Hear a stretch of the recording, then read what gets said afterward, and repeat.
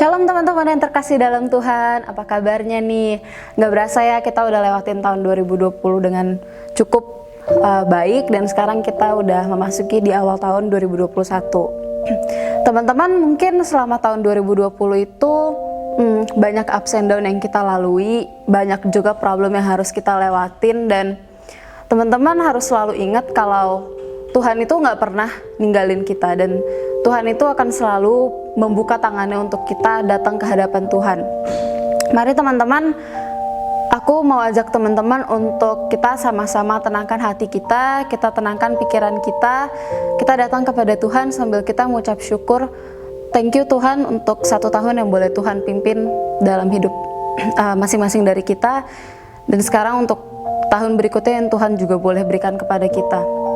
Mari teman-teman, kita dengan penuh kerendahan hati kita meminta pertolongan, kiranya Roh Kudus bekerja atas kita pada saat ini. Mari kita bersatu teduh sejenak.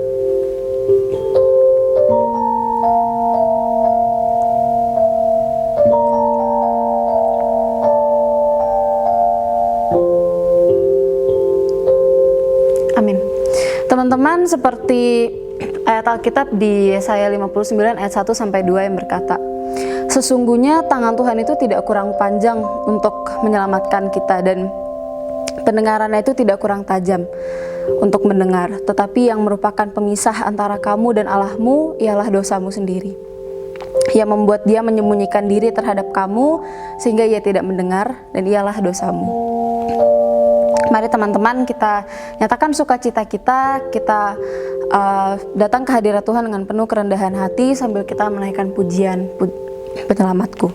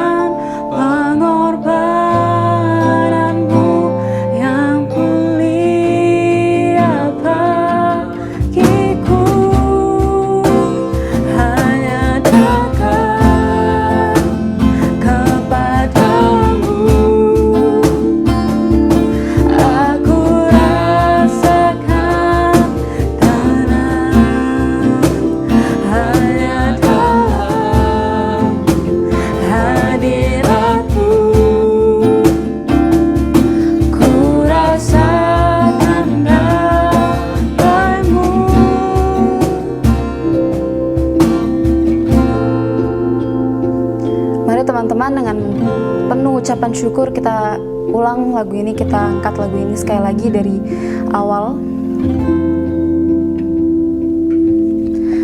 Inilah hidupku, ku serahkan kepadamu.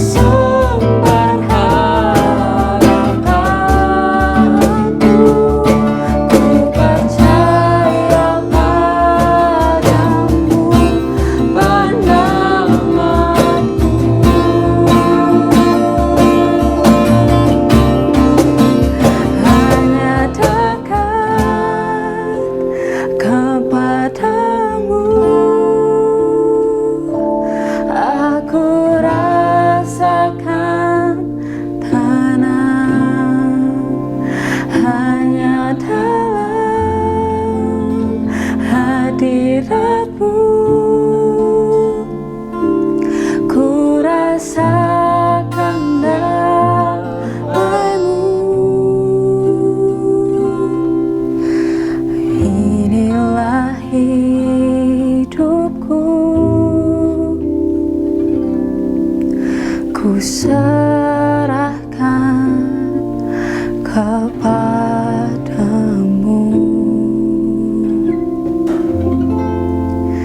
Benar Tuhan, sungguh kami mengucap syukur Tuhan untuk setiap berkat Tuhan, setiap pimpinan Tuhan yang boleh Tuhan berikan kepada kami selama 1 tahun kemarin ya Tuhan, dan juga Tuhan boleh menambahkan kami 1 tahun yang baru di kehidupan kami.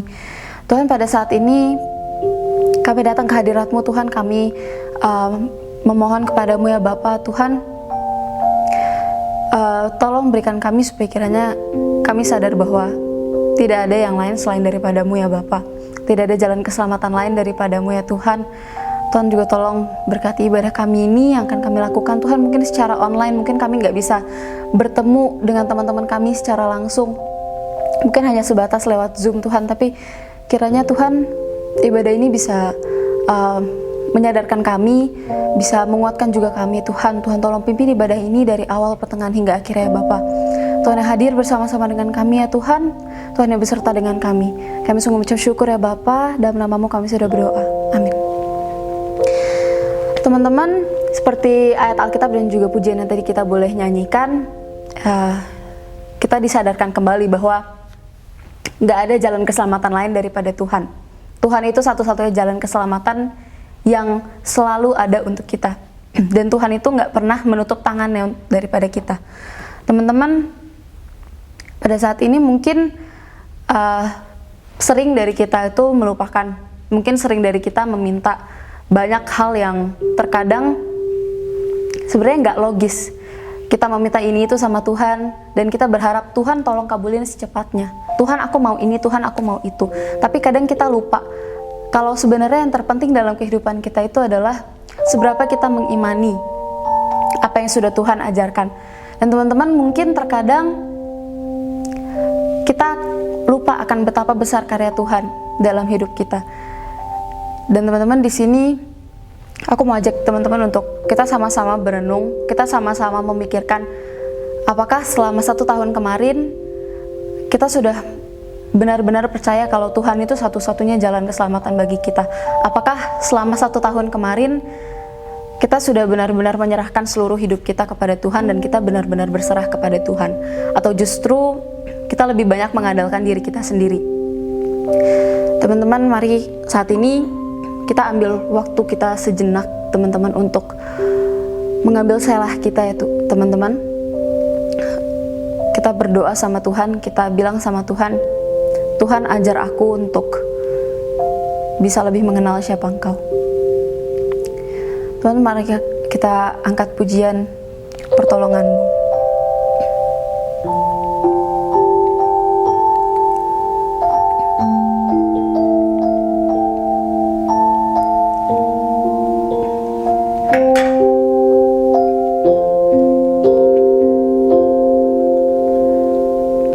Di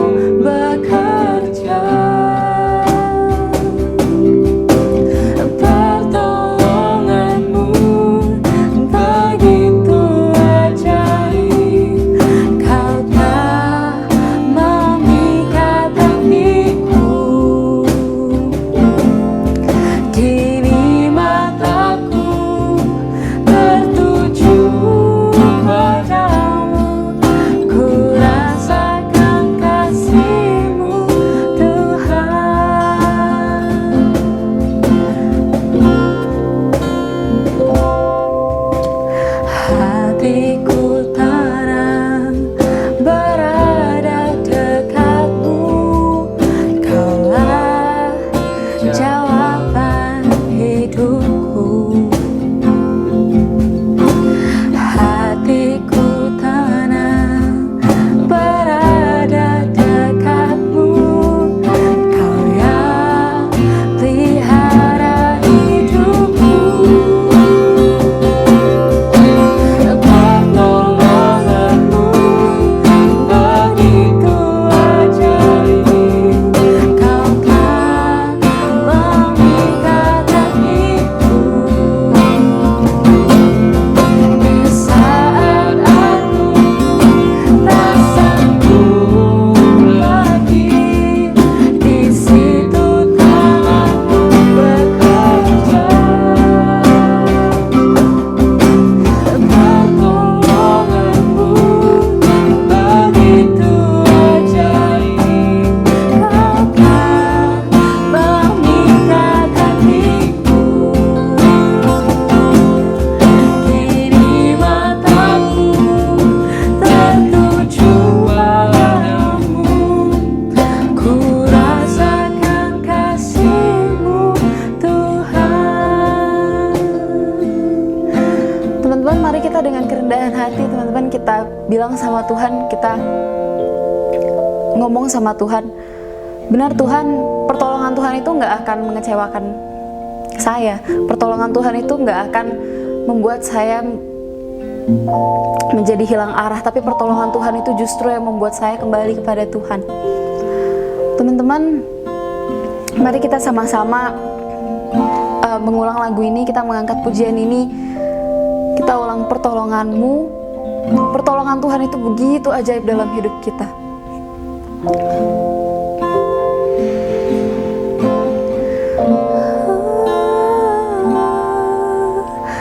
Pertolongan-Mu begitu ajaib, Kau telah memikat hatiku. Di saat aku tak sanggup lagi, di situ tangan-Mu bekerja. Pertolongan-Mu begitu ajaib, Kau telah memikat hatiku. Kini mataku tertuju padamu, ku rasakan kasih-Mu, Tuhan. Ku rasakan kasih-Mu, Tuhan. Ku rasakan kasih-Mu, Tuhan. Mari kita berdoa. Tuhan, kami bersyukur kepadamu ketika saat ini kami boleh diberikan kesempatan satu kali lagi untuk mengakui dosa kami di hadapan Tuhan. Bapa, Engkau tahu segala hal yang kami lakukan di dalam hari lepas hari kehidupan kami. Engkau tahu seberapa kami bobroknya, seberapa kami jatuh kembali ke dalam dosa. Karena itu kami saat ini datang mengakui setiap dosa kami kepada Tuhan dan meminta pengampunan daripada Tuhan. Bapa, biarlah anugerah daripada Tuhan cukup untuk kami dan menolong setiap kami. Terima kasih Bapa. Di dalam nama Tuhan Yesus, kami juga akan merenungkan sebenarnya firman-Mu. Dia juga Tuhan yang tolong kami. Di dalam nama Tuhan Yesus kami berdoa dan bersyukur. Amin. Shalom teman-teman, kita bersyukur hari ini kita boleh bersama-sama di dalam persekutuan Youth Online Service untuk pemuda remaja GKI Karawaci, dan senang sekali dan saya mengucapkan selamat tahun baru untuk setiap kita, dan biarlah sukacita daripada Tuhan, semangat daripada Tuhan, pengharapan daripada Tuhan itu menjadi bagian yang terus kita miliki di dalam melewati satu tahun ini, di dalam tahun 2021. Teman-teman, saya akan mengajak kita membuka satu bagian firman Tuhan, yaitu dari Roma pasal yang ke-8. Roma pasal yang ke-8, ayat yang ke-29 sampai 30. Roma pasal 8 ayat 29 sampai 30 dikatakan, sebab semua orang yang dipilihnya dari semula, mereka juga ditentukannya dari semula untuk menjadi serupa dengan gambaran anaknya, supaya ia, anaknya itu, menjadi yang sulung di antara banyak saudara. Dan mereka yang ditentukannya dari semula, mereka itu juga dipanggilnya, dan mereka yang dipanggilnya, mereka itu juga dibenarkannya, dan mereka yang dibenarkannya, mereka itu juga dimuliakannya.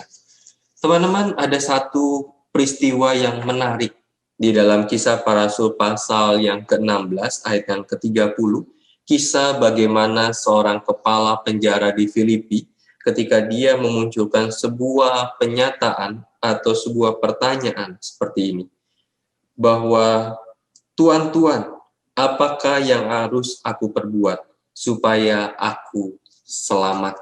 Teman-teman, perkataan dan pertanyaan dari kepala penjara Filipi ini kepada Paulus pada waktu itu yang dipenjarakan, dan dia melihat sebuah perbuatan besar Tuhan kepada kehidupan Paulus, dan dia mengajukan pertanyaan itu. Menjadi sebuah refleksi pertanyaan kita di dalam awal tahun ini dan beberapa bulan ke depan ketika kita bicara tentang keselamatan.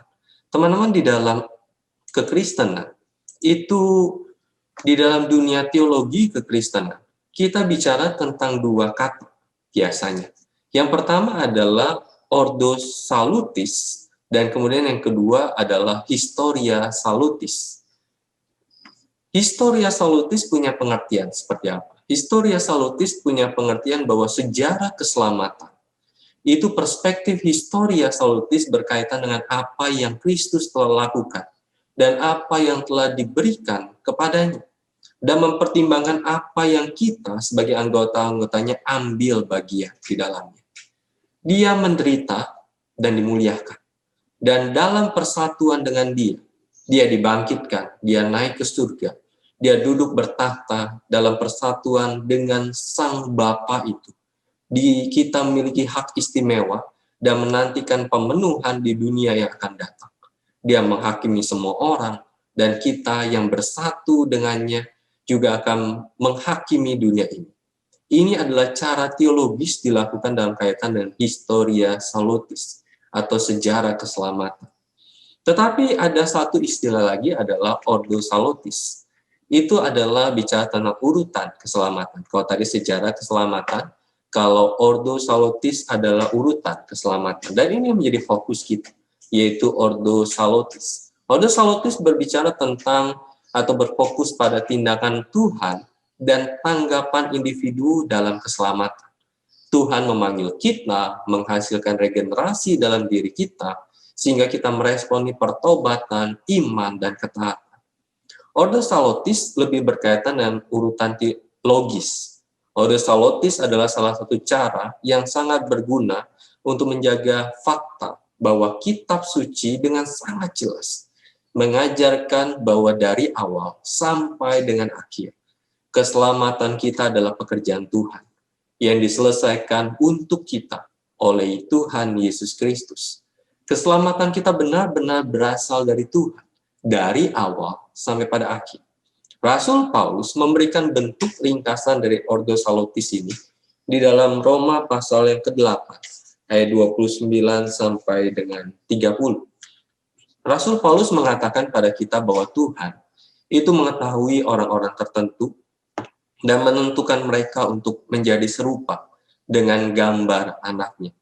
Karena Tuhan ada dalam kekekalan, pengetahuan sebelumnya dan predestinasi atau pemilihan Tuhan atau pemeliharaan Tuhan bukanlah tindakan berurutan di pihaknya, tetapi aspek logis dari keputusan Tuhan itu yang menjadi poin.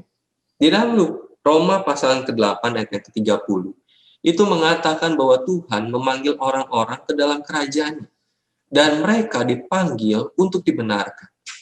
Karena kita dibenarkan oleh iman, kita bisa memasukkan iman antara panggilan dan pembenaran. Nyatanya, panggilan Tuhan menghasilkan regenerasi dalam diri kita. yang menyebabkan kita itu dibenarkan. Ketika Tuhan memanggil kita, kita segera dilahirkan kembali. Dan kita berbalik dari dosa kepada Tuhan dalam satu tindakan yang membenarkan kita.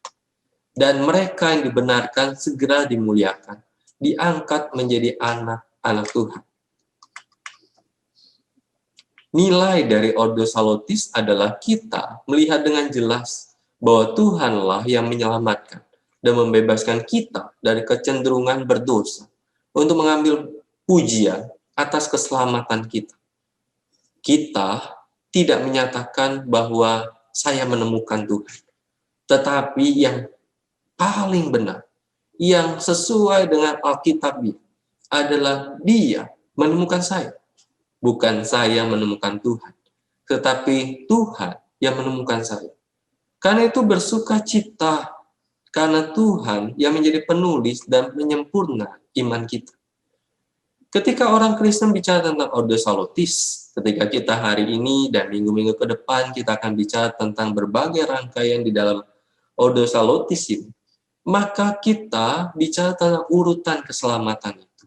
Ordo Salutis hanya sebuah upaya memahami langkah-langkah yang diambil Tuhan untuk menyelamatkan kita dan dalam urutan logis yang Tuhan ambil. Ini bukanlah konsep abstrak, karena kitab suci bicara tentang keselamatan kita sebagai perkembangan yang ditetapkan secara ilahi.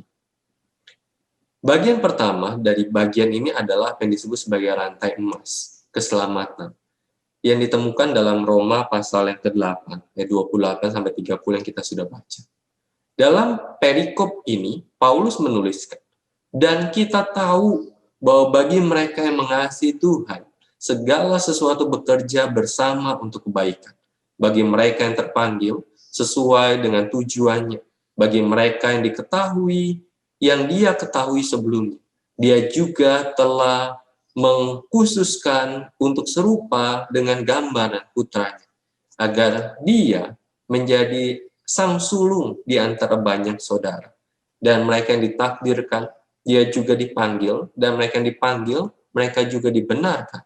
Dan mereka yang dibenarkan, mereka juga dimuliakan. Karena itu perikop ini digambarkan sebagai rantai emas keselamatan itu. Karena Paulus tidak hanya bicara tentang tatanan yang tidak terpatahkan pada rencana Tuhan untuk menyelamatkan kita, tetapi Rasul menjelaskan dengan jelas bahwa keselamatan kita dari awal sampai akhir adalah pekerjaan daripada Tuhan. Tuhan yang murah hati dan berdaulat itu, yang telah memulai proses keselamatan kita. Melihat berbagai akhir, melihat berbagai hal dari awal sampai akhir. Tidak ada alasan mereka yang dipilih Tuhan pada akhirnya ditolak. Atau sesuatu yang baik dalam diri orang berdosa yang menggerakkan Tuhan untuk mengasihani mereka dan kemudian bertindak atas nama mereka.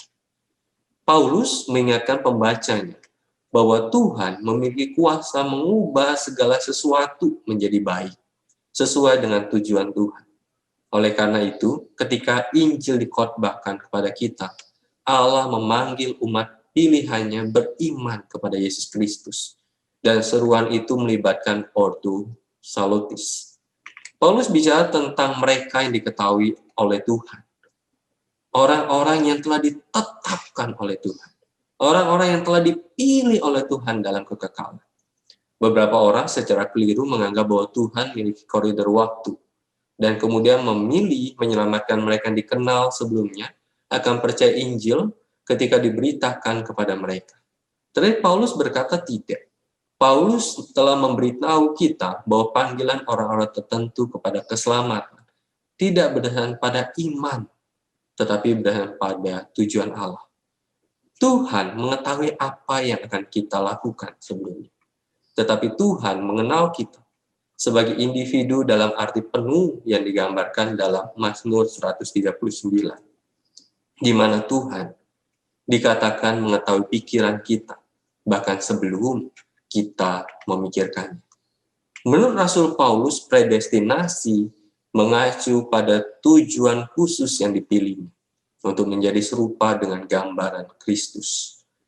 Yang diketahui sebelumnya adalah dipilih untuk dipanggil. Panggilan terjadi ketika Injil itu disampaikan. Umat pilihan Allah menanggapi pesan itu dengan iman. Mereka dipanggil melalui pemberitaan Injil, itu dibenarkan. Pembenaran terjadi karena Kristus melalui sarana iman, dan kita diperhitungkan benar di hadapan Tuhan. Mata rantai inilah yang pada akhirnya puncaknya adalah orang-orang percaya. Itu dimuliakan. Glorification itu.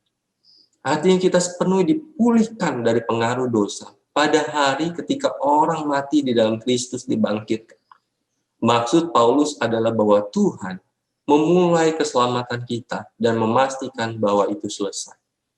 Karena itu teman-teman, Tuhan tidak akan berhenti sebelum menyelesaikan pekerjaan keselamatan di dalam kita. Keselamatan dimulai dan diakhiri dengan Tuhan, dan ini seharusnya memberi kita keyakinan dan kepastian keselamatan kita. Di saat keraguan, pergumulan, dan kesusahan, ketika kita tergoda untuk meragukan kehadiran dan kesetiaan Tuhan dalam hidup kita, kita dipanggil untuk mengingat siapa Tuhan dan semua yang telah Dia lakukan. Mengingat ini bukan hanya latihan mental, tapi mengingat berkaitan dengan pekerjaan Allah Roh Kudus yang bekerja di dalam diri kita, membawa kita melalui naik turunnya perjalanan spiritual kita. Keyakinan dan jaminan keselamatan mengarahkan kita pada penyembahan dan pemujaan kita kepada Tuhan. Teman-teman, dua pertanyaan yang bisa kita pikirkan. Yang pertama, seberapa kita memaknai akan keselamatan yang sudah Tuhan berikan kepada kita saat ini. Yang kedua, apakah kita meyakini bahwa kita adalah orang-orang yang sudah dipilih oleh Tuhan? Mari kita berdoa. Tuhan Yesus, kami bersyukur kepadamu untuk saat ini. Bapa, biarlah hidup kami adalah hidup yang berkenan pada Tuhan. Tolong setiap kami. Terima kasih Bapa, dalam nama Tuhan Yesus kami berdoa. Amin. Tuhan Yesus memberkati kita. Amin. Thank you Los Roni untuk firman yang boleh disampaikan. Teman-teman, bersyukur untuk firman Tuhan yang boleh kita dengar. Biarlah kiranya firman ini bisa menjadi pengingat untuk kita. Untuk meresponi firman Tuhan ini sebagai bentuk tekad juga dalam diri kita, aku mau ajak teman-teman menyanyikan lagu Pribadi yang Mengenal Hatiku. Pribadi